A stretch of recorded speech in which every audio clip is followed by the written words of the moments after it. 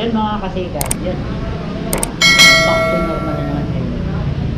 Yan, meron ditong Everest 2. Everest 2. Medium size yung frame niya. Yan. Dito sa harapan. Yan, ito mga kasikat ay Everest 2. Medium size.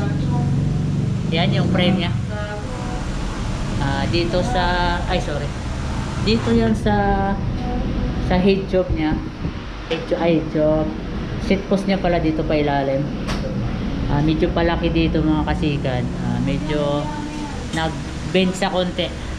Tapos yung FT niya mayroon na dito na nakalagay.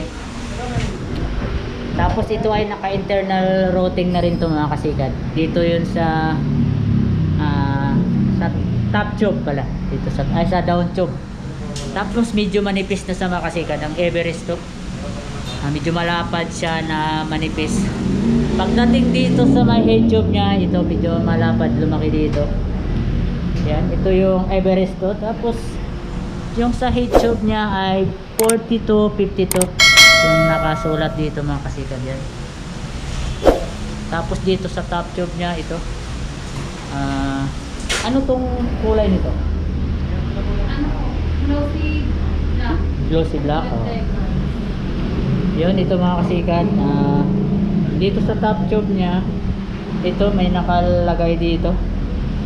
Design and engineer and mountain tape. Tapos ito may warning. Yan, alam niyo na kung anong warning dyan. Basahin nyo na lang. Tapos dito sa gilid niya may pangalan din, ride without limitation yung nakalagay niya.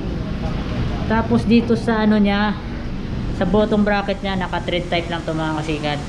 Tapos dito sa gilid ng frame niya, ito tawag nito, yan dito, kinakabitan ng gulong dito, medyo malapa dito. Yan.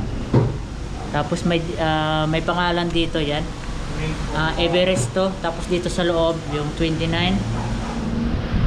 Ito ay nakalagay dito dual purpose. Yun, pwede siya pang quick release pala. Tapos pwede din siya pang through axle. Yun, ito meron siyang extension dito mga kasikat dito. Yan. Kung gusto niyo sa quick release or through axle, ito meron siya. Yan, ito mga kasikat ay magaan lang to, magaan buhatin, mabigat sa bulsa. Yan, ito mga kasikat. Yun, wala siyang pangalan dito sa ilalim. Ang kulay nito ay glossy black. Tsaka may decal siyang red dito sa gilid niya, sa top tube hanggang dito sa may dulo, sa may head tube. Tapos yung routing niya dito, nakadaan yung shifter. Tapos dito yung ito ata, ano yan, yung shifter niya din. Tapos dito sa ilalim tagos yung brake. Yan, ito mga kasikat. Yan, ito naka-taper dyan, 42.52. Yan, naka-taper siya mga kasikat. Yan, maganda yung pagkakulay niya mga kasikat. Glossy black. Yun, ang price dito ay 8,300 to madam, 200. 8,300 mga kasikat. Yun. Tapos pwede yun mga kasikat, meron pala sila dito sa ano, yan o, available na sila sa Shopee. Bisitahin nyo lang yung Shopee at saka Lazada.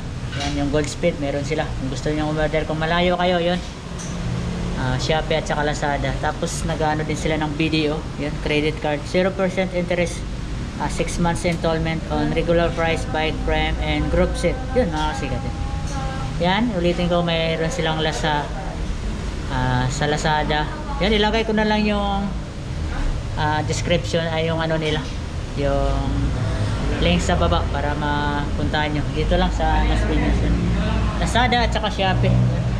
Yung bank nila, meron silang we accept video credit card pala, 0% interest and 6 months installment and regular price sa mga bikes, prime and group set. Yun.